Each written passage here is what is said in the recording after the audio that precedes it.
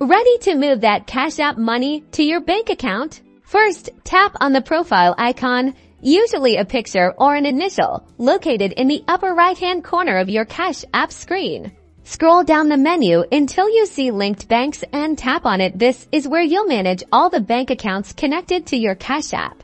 Here, you'll see a list of all the bank accounts you've linked. Make sure the bank account you want to transfer money to is listed here. If it's not, you'll need to add it first by tapping Link Bank.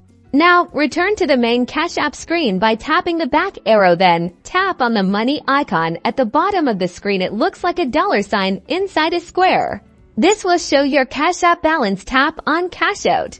Now, enter the amount you want to transfer to your linked bank account using the number pad.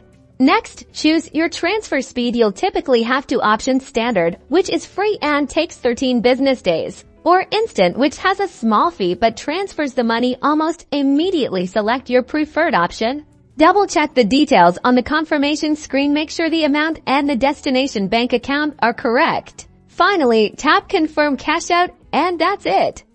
You've successfully transferred money from your Cash App to your linked bank account. The money will arrive based on the transfer speed you selected. Easy peasy.